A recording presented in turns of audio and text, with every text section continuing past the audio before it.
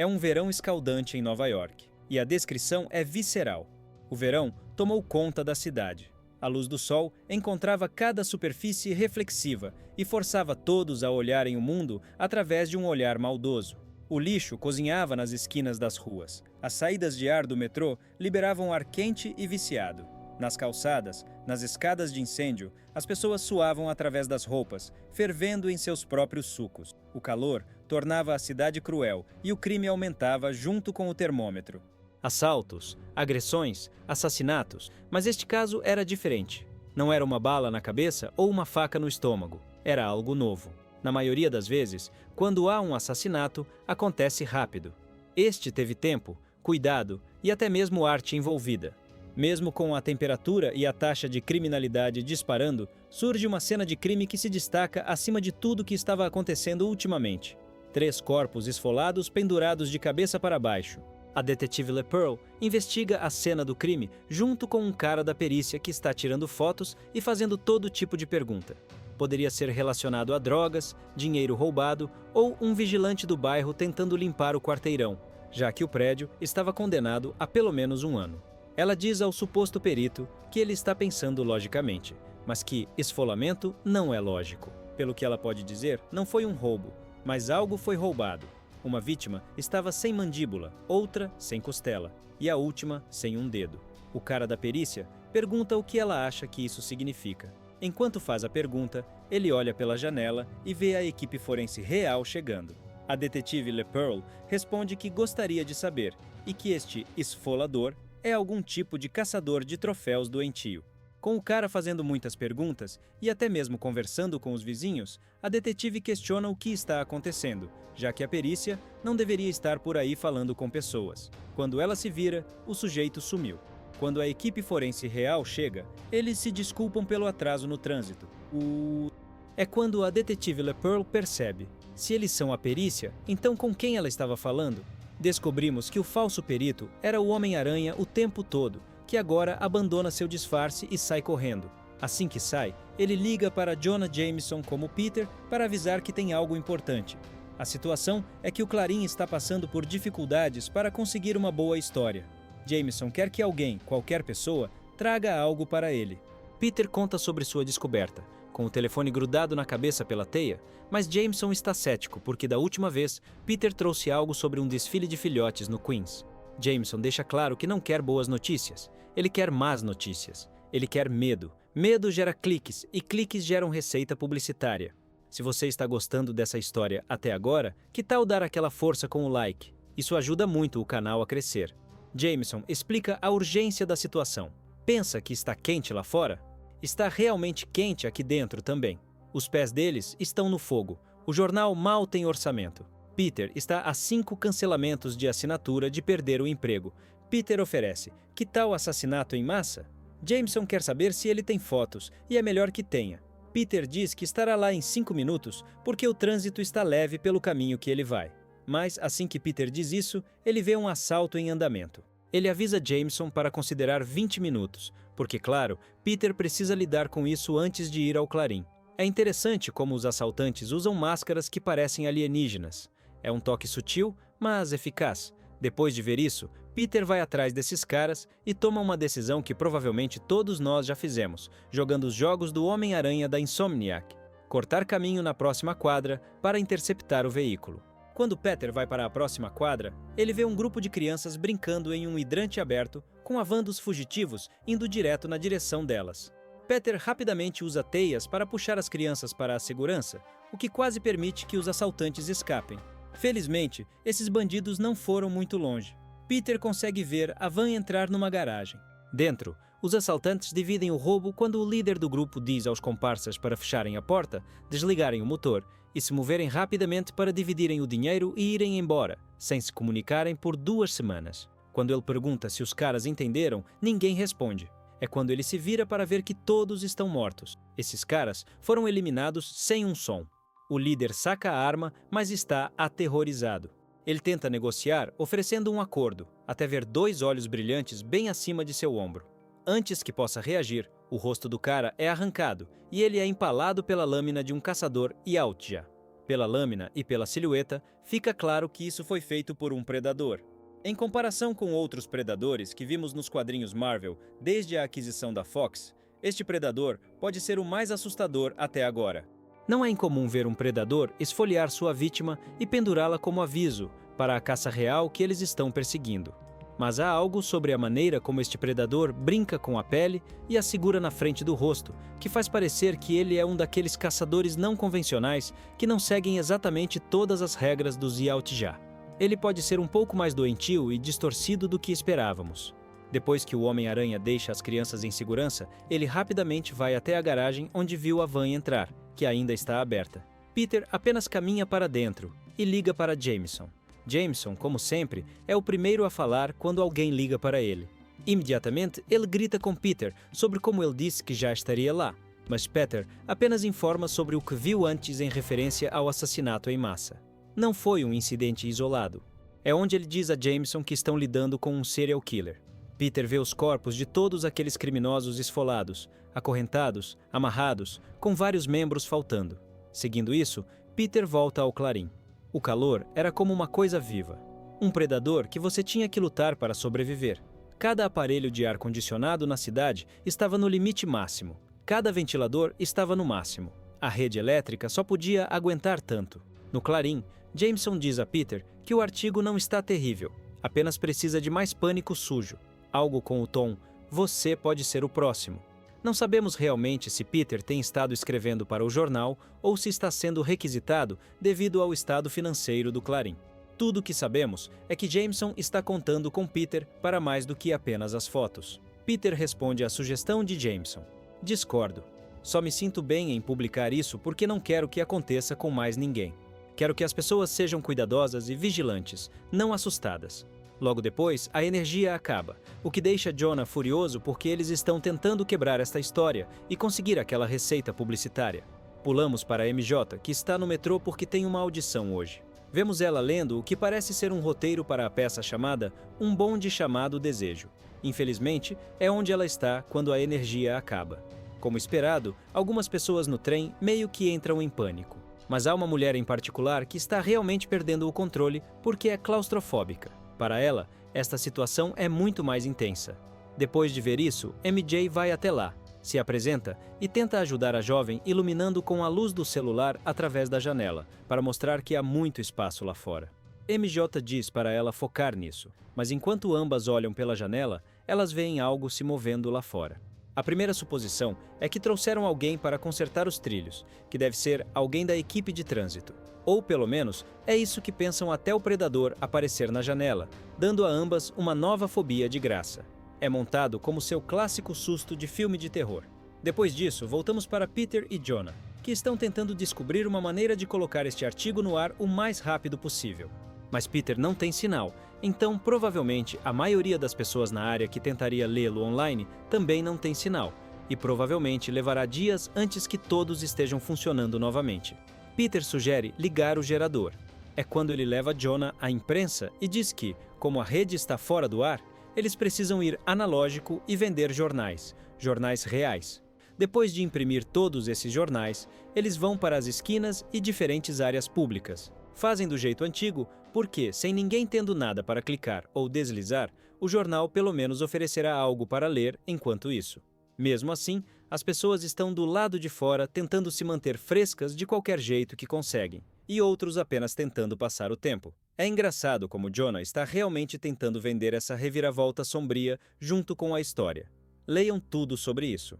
As ruas vão estar extra escuras esta noite porque há um serial killer à solta e ele está cobrando $10 pelo jornal. Um dos caras questiona o preço, então Jonah baixa para 5. Mas enquanto ele está falando com esse cara, outra pessoa se aproxima e arranca o jornal da mão de Jonah. É a detetive LePearl. É onde ela vê que o crédito da foto é de Peter Parker. Ela pressiona Jonah, dizendo para trazer Peter Parker para interrogatório ou ela o prenderá. O que é, basicamente, como você esperaria que isso acontecesse, especialmente porque Peter colocou seu nome verdadeiro nas fotos. Durante esse tempo, seguimos Peter, que foi verificar MJ porque sabe que vai ser uma longa noite para ele. Mesmo assim, ele queria parar e ver como foi a audição dela. Mas não há resposta. Ei, Temos um vislumbre de volta ao metrô, onde há um grito e vemos o mesmo livro ou roteiro que MJ estava lendo para a peça intitulada Um Bonde Chamado Desejo, coberto de sangue. De volta lá em cima, vamos para outro funcionário vendendo jornais do Clarim. É um cara mais velho, mas o vemos vender um jornal por $10. Quando ele faz isso, continua solicitando e balançando o jornal enquanto diz: há um predador à solta. Não estejam entre os caçados. Leiam tudo sobre isso. Quando ele faz isso, alguns caras começam a observá-lo.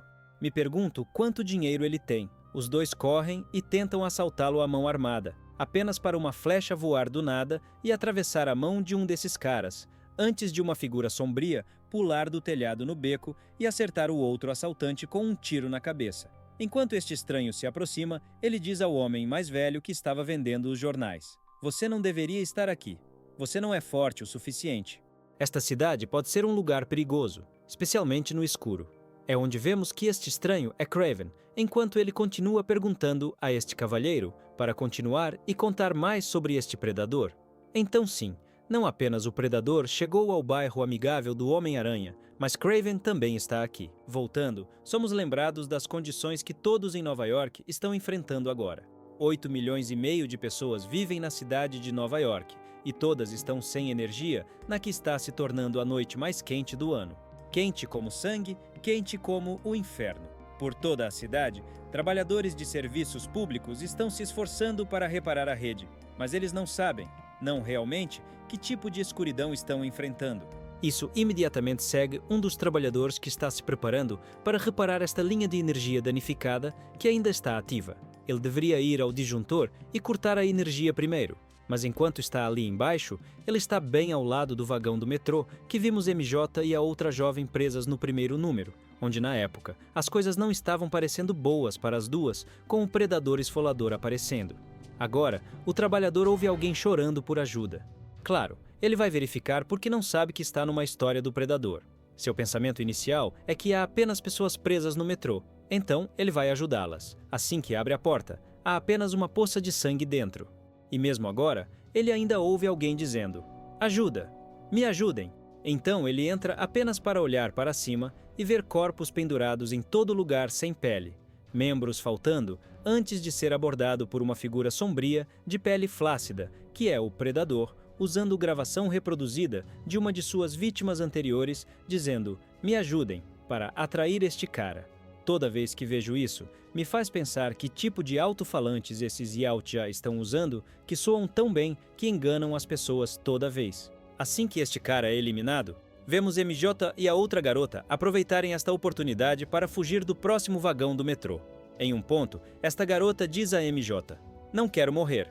MJ diz a ela: você não vai. Não vou deixar isso acontecer. É como: ok, agora pegue leve com as promessas. Depois disso, voltamos para Peter, que chegou ao apartamento principalmente para verificar MJ, já que a cidade está sem energia e ele sabe que vai ficar fora a noite toda.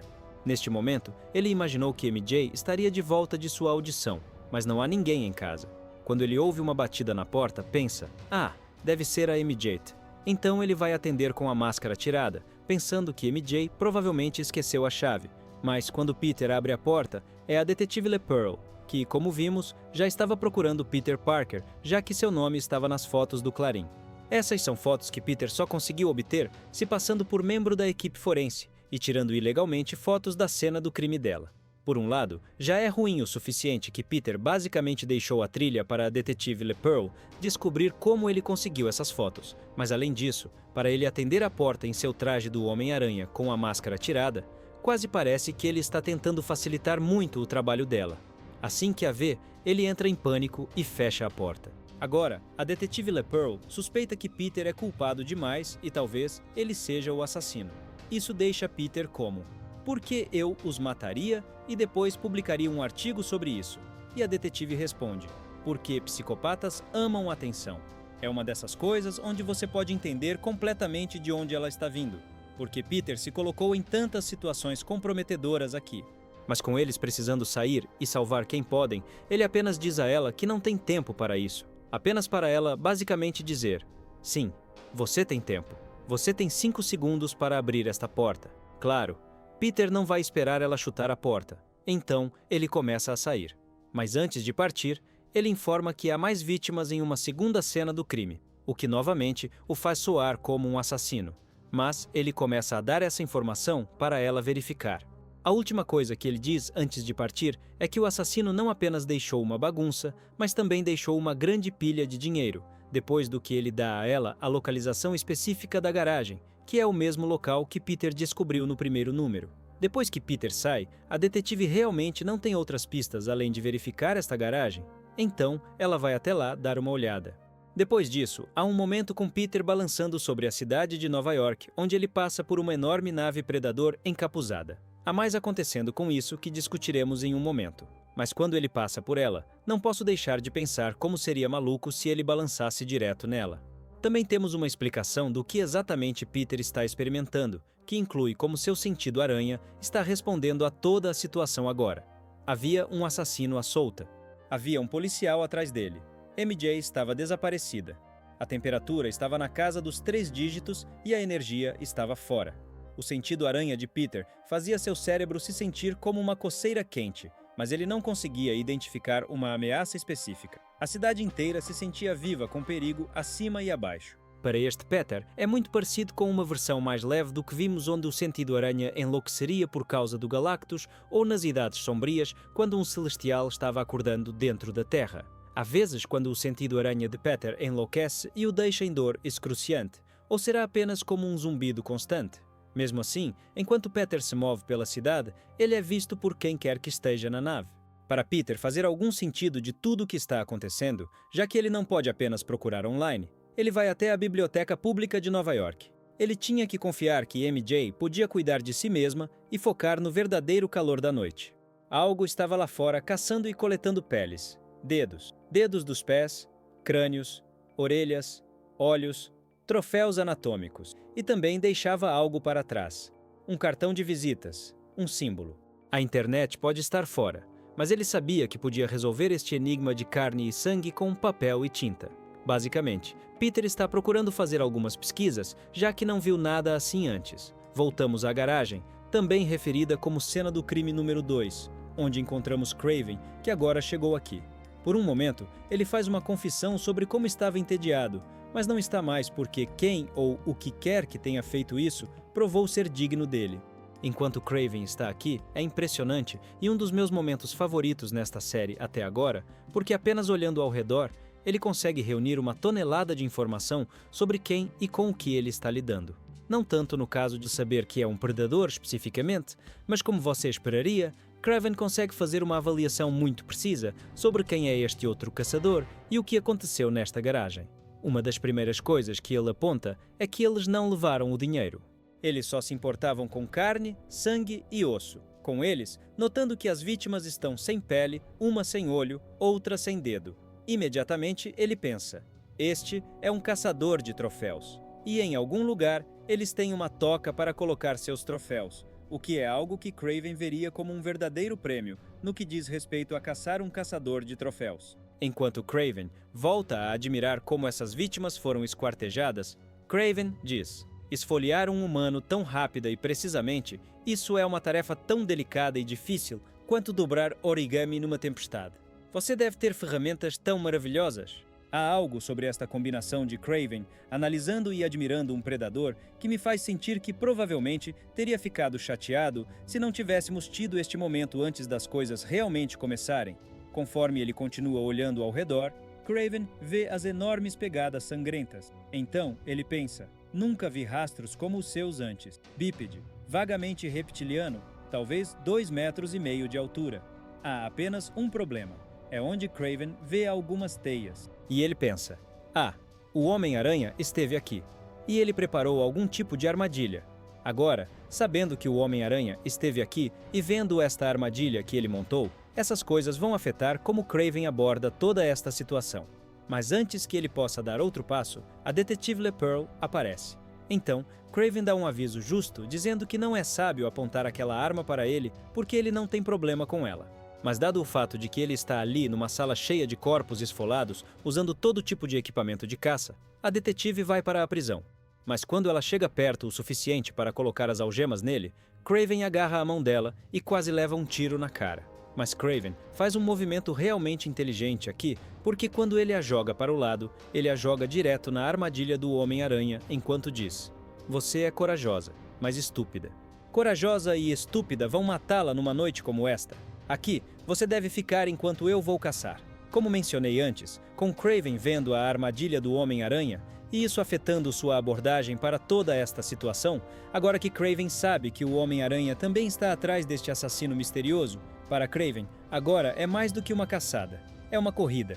No caso de Peter, com ele fazendo uma tonelada de pesquisa, ele encontrou uma série de casos ao longo da história onde várias outras vítimas foram encontradas da mesma maneira.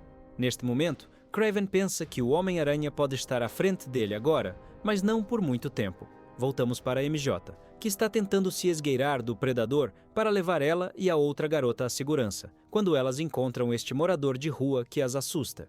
Antes que se preparem para gritar, este cara tem que cobrir as bocas de ambas, para que não tragam o predador de volta. Este cara se inclina com sua mão suja ainda nas bocas delas e diz: "Vocês têm que ficar quietas ou ele vem."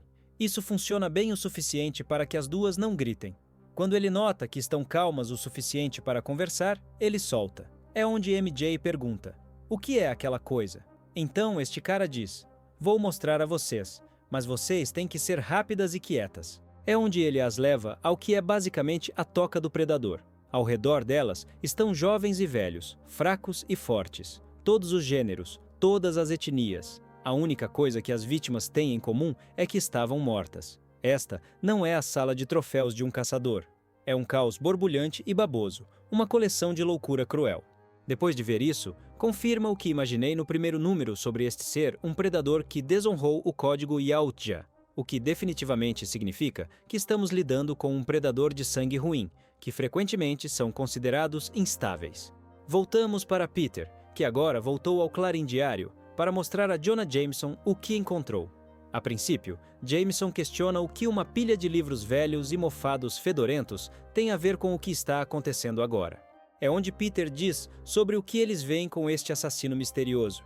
Tem acontecido há muito tempo. Peter diz: "Em tempos de guerra, em tempos de praga, em tempos de seca, sempre que as coisas ficavam quentes, perigosamente quentes."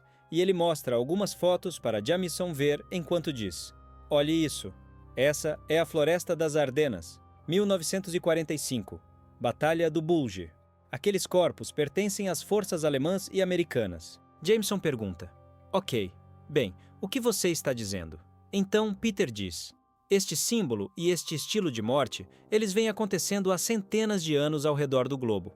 Para Jameson, tudo isso soa como um monte de teorias conspiratórias. Então ele rapidamente descarta, mas quando o sentido aranha de Peter dispara e alguns pombos são assustados pela janela, Peter vai verificar. Mesmo agora, Jameson diz: "Preciso me preocupar com você, Parker. Você está paranoico sobre ameaças centenárias e pássaros." Apenas para Peter dizer: "Você tem que confiar em mim. Tenho um sentido sobre certas coisas." É aqui, com esta nave predador encapuzada bem do lado de fora da janela, que se revela com 3 predadores saindo, dizendo: "Antes da energia acabar." Quando Peter salvou a história sobre os assassinatos na nuvem do Clarim Diário, a fotografia da cena do crime ativou um algoritmo que estava esperando exatamente por essa assinatura visual. Um sinal foi enviado e um grupo de caça seguiu.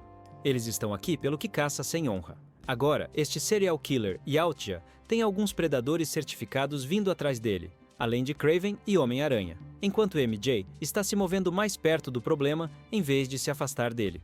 Se você está curtindo essa narrativa até agora, não esqueça de deixar o like. Isso realmente ajuda o algoritmo a mostrar nosso conteúdo para mais pessoas que podem gostar dessas histórias. Voltando, isso começa exatamente no Clarim Diário, no momento em que Peter notou que ele e Jameson não estavam sozinhos. Esta foi uma grande reviravolta no final do segundo número, porque agora, com 3 predadores adicionais chegando, aprendemos que este grupo veio a Nova York para caçar o predador esfolador de sangue ruim, que já sabíamos desde o começo que estava fazendo coisas diferentes. Com o predador esfolador não mostrando descrição, qualquer um podia ser vítima. Era um sinal claro de que este cara não seguia código algum, razão pela qual os rapazes estão vindo atrás dele agora. Com Peter estando no Clarim com Jameson, ele precisa ser esperto sobre encontrar uma maneira de tirar Jameson do caminho para que possa se vestir e lidar com esses caras. É também por volta desta hora que a energia volta, que é algo que Peter usa no momento. Depois de tentar fazer Jameson ficar quieto, o que não funcionou porque é Jameson, Peter acabou dizendo que eles precisavam ir. Mas Peter foi esperto sobre isso. Ele usou o velho método da cenoura na vara porque, claro, Jameson estava tipo, temos trabalho a fazer. Por que sairíamos? É uma história quente. É onde Peter disse, exatamente. E preciso mostrar algo que pode ser nossa próxima manchete, o que foi o suficiente para fazer Jameson se mover. Durante todo esse tempo, o relógio está correndo porque estes 3 novos predadores chegaram ao telhado e estão se preparando para descer no prédio em questão de segundos. Então, era crucial que Peter fizesse Jameson se mover rápido com toda aquela conversa que ele estava fazendo. No momento em que aqueles 3 predadores entraram pela janela, Peter já tinha Jameson no elevador, o que, novamente, parte disso é graças à energia ter voltado. Então, no momento em que estavam no elevador e Jonah ouviu aquele barulho alto, se tornou a configuração perfeita para Peter mandar Jameson descendo no elevador e ir em direção à comoção. Isso funcionou como a configuração perfeita para Peter criar espaço, se vestir e descobrir com o que estava lidando. O que é realmente interessante é que não temos diálogo para os predadores, são apenas muitos cliques. Mas enquanto estão olhando ao redor do clarim, um deles acaba encontrando algo e chama os outros 2. Sendo esse algo as informações que Peter coletou sobre o predador esfolador. Isso é pelo que o grupo de caça veio, uma trilha de sangue. Eles estão aqui por um dos seus, o Yautja sem clã ou código. O Yautja que os desgraça a todos, aquele que os humanos chamam de esfolador. Ele deixou sua marca pela cidade inteira. Assim que um deles puxa este desenho da marca do quadro, uma teia vem por trás deles, agarrando-a. Peter pergunta se eles estariam interessados em se sentar para uma entrevista. Tenho tantas perguntas, mas esses caras todos atacam ele de uma vez com shurikens e tudo mais. Peter já vem com as piadas. Ótimo. Mais uma vez, a imprensa está sob ataque. Peter, foque, porque esses caras não estão brincando. Saímos por um momento e vamos para um telhado onde os trabalhadores de reparo estão trabalhando para restabelecer a energia. Lembre-se, este é o momento mais quente do ano em Nova York. Então, esses caras estão trabalhando duro, suando balas. Mas então, uma flecha voa para este transformador, causando uma sobretensão antes de explodir. Descobrimos que foi coisa do Kraven. Ficamos no escuro por enquanto, Nova York. Se a notícia sair sobre o que está realmente acontecendo aqui, então os Vingadores vão aparecer, e eu quero esta caçada só para mim. Soa como algo que Kraven faria sem hesitação. Prolongar o perigo, que se danem as consequências. É exatamente assim que isso se desenvolve, porque a próxima coisa que nos é dita é que Kraven sabia que isso levaria tempo e paciência, porque este predador não era sua presa padrão. Nos últimos dias, cenas de crime variaram de um lar de idosos no Harlem ao habitat dos tigres no zoológico do Bronx. Um urso pardo assombra rios durante as corridas de salmão e o crocodilo afunda abaixo da superfície de um bebedouro frequentado por gazelas. Mas para o esfolador, não há tal especificidade em seu gosto, tornando-o mais difícil de antecipar. Ninguém está seguro. Nova York é uma cidade de olhos e janelas e câmeras. Kraven sabe que se este predador matou pelos bairros e ainda não foi visto ou gravado, então está viajando e se escondendo abaixo, não acima, como uma aranha faminta rastejando pelo porão da cidade. Isso nos diz que Kraven sabe onde procurar a seguir enquanto ele entra na entrada do metrô. Depois disso, voltamos para MJ, que chegou à sala do trono do esfolador depois de encontrar este morador de rua que é como o guia turístico ali embaixo. Depois que este cara a levou à sala do trono do predador esfolador, porque quando MJ perguntou o que era aquela coisa que estava matando todo mundo, este cara disse, "Deixe-me mostrar." Agora, MJ viu o suficiente e está pronta para voltar à superfície, porque também está tentando ajudar esta outra garota que encontrou no metrô. Agora, elas estão prontas para ir. Mas este cara diz que às vezes é mais seguro aqui embaixo do que lá em cima. Ele diz para ficarem quietas. Eventualmente, ele concorda em mostrar o caminho. Mas enquanto estão indo pelos diferentes túneis, elas ouvem uma voz dizendo, "Ajuda." Este cara diz imediatamente, "É ele. É o esfolador." MJ questiona, mas soou como uma mulher. Este cara diz, "É assim que ele engana vocês, como um titereiro jogando vozes." Mas então, enquanto o estão seguindo, MJ nota que ele está as levando por um caminho que desce e não sobe. Ela o confronta. "Bem, você disse que ia nos ajudar a sair daqui." Ele diz que vai, depois que se esconderem, porque o esfolador está vindo e elas têm que despistá-lo primeiro. É aqui onde ele as leva a esta sala cheia de ratos e empurra MJ e esta garota para esta piscina de ratos enquanto diz para ficarem embaixo, o máximo que conseguirem aguentar. Admito que, a princípio, pensei que este cara estava tentando matá-las, mas não é esse o caso porque ele está basicamente dizendo para fazerem o que ele faria. Claro, quando as mulheres são empurradas para a piscina de ratos, elas gritam no início, mas depois fica quieto e tudo o que se ouve é o guincho dos ratos. É assim que vemos quando o predador esfolador aparece que o cara estava usando isso para esconder suas assinaturas térmicas. Novamente, depois de ouvir a armadilha de voz, ele sabia que o predador esfolador não estava longe. Quando o esfolador chega, apenas MJ e a garota do metrô conseguiram esconder suas térmicas a tempo, deixando seu amigo guia turístico exposto, sendo basicamente o caso dele se sacrificar para salvá-las. Pelo menos agora, MJ sabe como se esconder desse cara, e essa pode ser informação útil para Kraven ou Peter. Esta foi a parte que me fez pensar. Tenho que perguntar a vocês. Sejam honestos, se tivessem que se esconder debaixo de uma piscina de ratos de um predador apenas para ficar vivos, conseguiriam fazer isso? Porque vou ser honesto, para mim eu provavelmente teria começado a levitar. Quero saber o que vocês fariam, porque não sei se teria conseguido passar pelo ratismo. Voltando para Peter no Clarim Diário, temos um pouco de percepção sobre como esses predadores pensaram que ele seria uma morte fácil. O grupo de caça pode ter vindo pelo esfolador, mas eles não estão acima de um pouco de esporte. Esta aranha parece uma diversão entertaining, até não ser mais. Eles literalmente pensaram por um momento que o Homem-Aranha seria uma missão secundária, apenas para descobrir que ele é um chefe por direito próprio. Peter descobre que esses caras estão carregando mais do que esperava também. Mesmo que ele possa claramente ver que há apenas 3 deles, quando eles colocam sua mira no Peter, seu sentido aranha enlouquece como se estivesse lutando contra uma dúzia deles ao mesmo tempo. Então, ele rapidamente fica ciente do fato de que esses caras têm muito na manga. Depois de desviar do tiro do canhão de ombro de um desses caras, Peter arranca sua máscara. Ei, estranho, já que nunca lutamos antes, adoraria conseguir um rosto para combinar com um maiô de rede. Mas quando Peter vê o rosto, ele pensa: pensando melhor, você pode ficar com o capacete, cara. Gosto de como Peter diz. Geralmente, os bandidos gostam de fazer um grande discurso sobre por que estão fazendo problemas no meu bairro.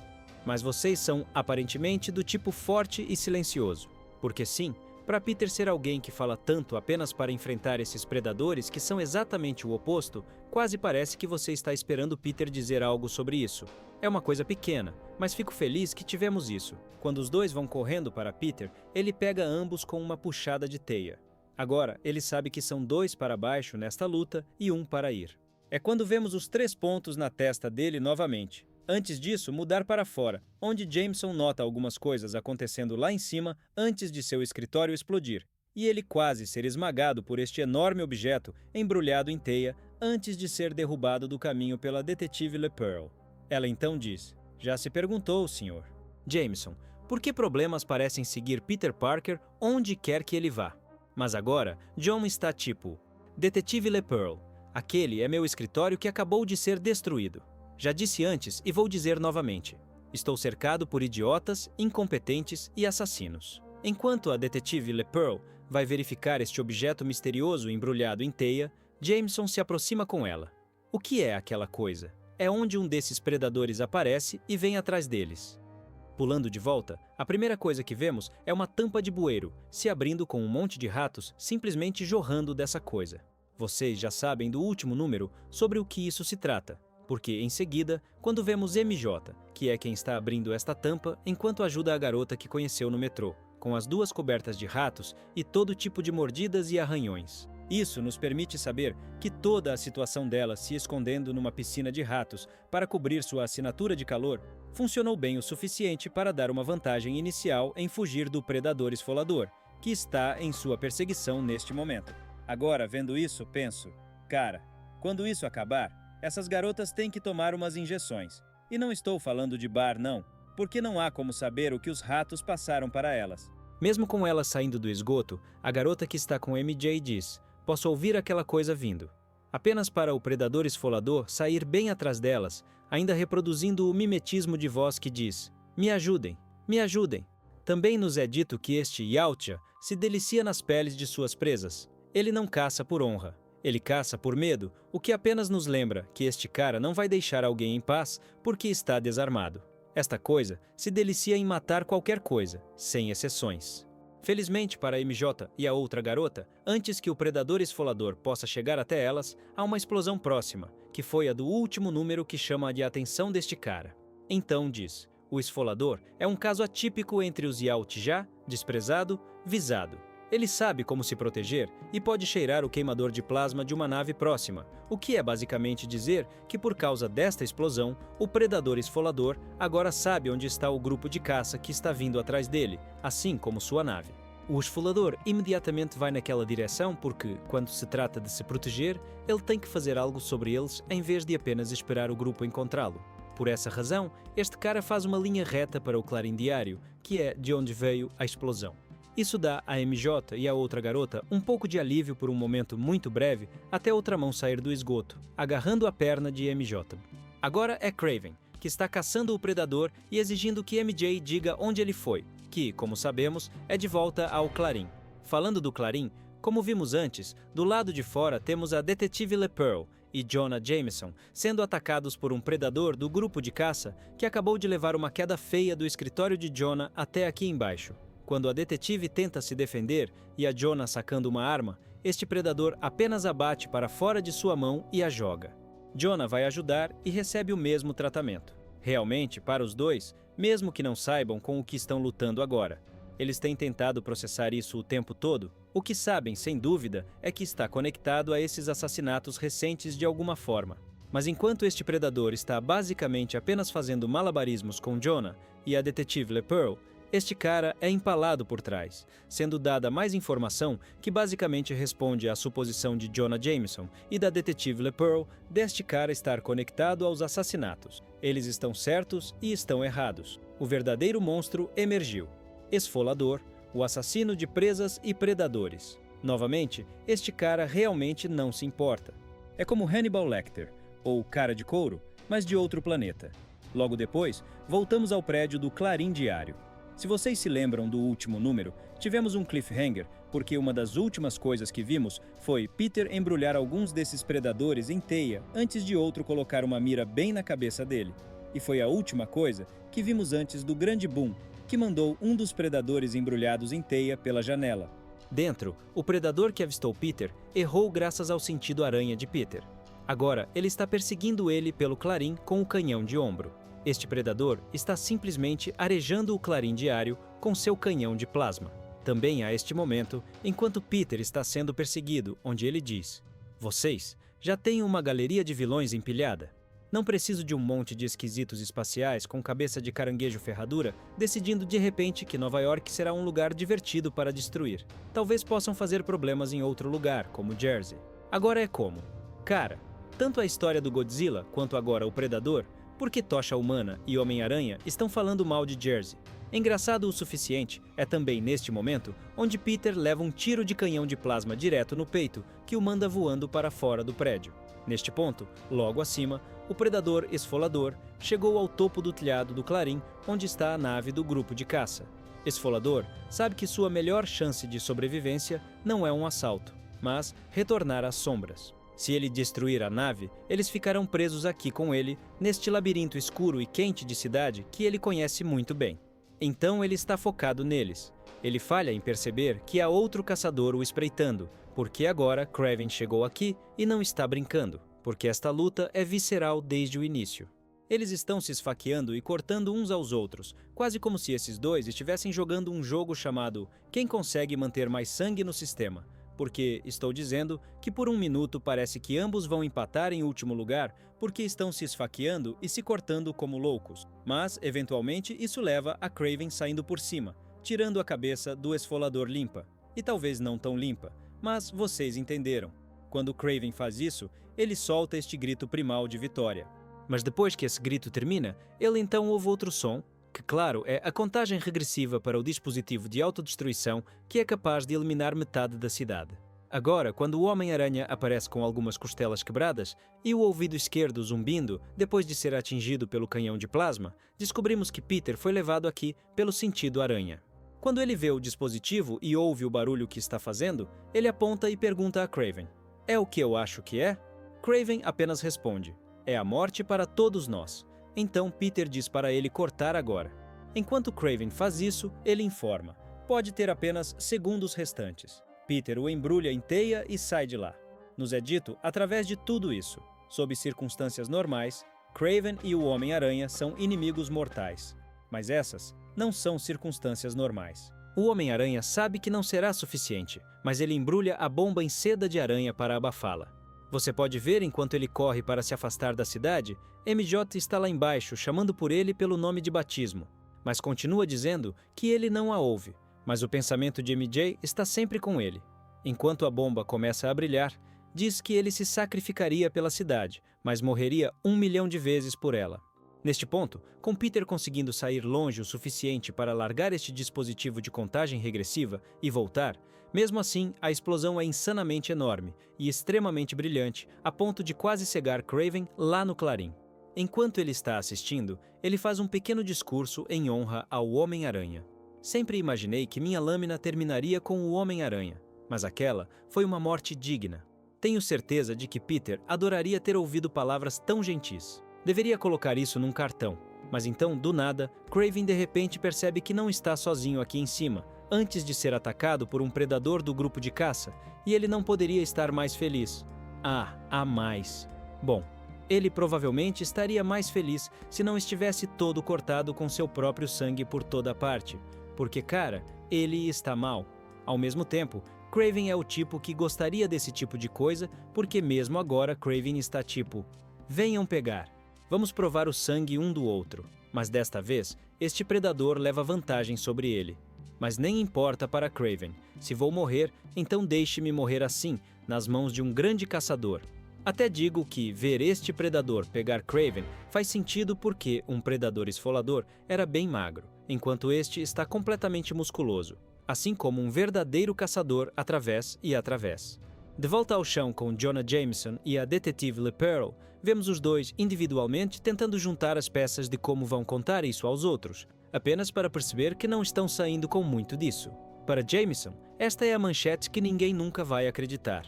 Para a detetive, ela não está preocupada com manchete, mas para ela é mais o relatório policial sobre o serial killer, que tinha 2,5 metros de altura e também era procurado por um esquadrão de ataque interestelar. Por um momento, eles se olham. Ok, não temos fotos, não temos filmagem.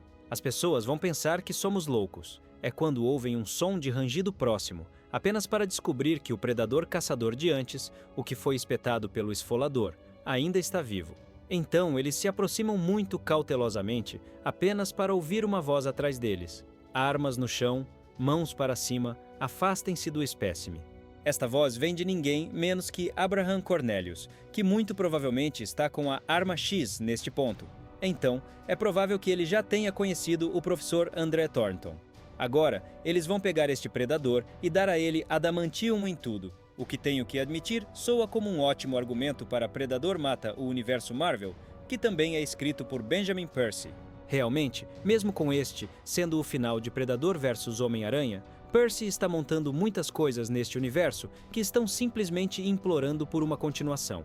Estou falando de todos os Marvel Predador, versos que ele lançou, porque todas as histórias de Percy estão se juntando em breve. Esta está adicionando muitas peças boas ao grande quadro, especialmente aqui no final, quando pulamos um pouco, porque em um ponto voltamos para MJ, que é como descobrimos que Peter ainda está vivo. Para encerrar as coisas com Kraven, com ele matando o esfolador e enfrentando o grupo de caça, esses predadores pegam o corpo do esfolador e sua cabeça, e aquele com quem Kraven estava lutando o poupa. Não parece ser assim a princípio, porque quando este predador tira seu capacete e saca sua lâmina, Kraven pensa: ah, é hora. Pelo menos ele vai ter uma morte honrosa. Mas nem é isso porque, em vez disso, ele está basicamente fazendo um ritual de sangue para Kraven. Para os Yautja, é assim que eles separam os meninos dos homens, por assim dizer.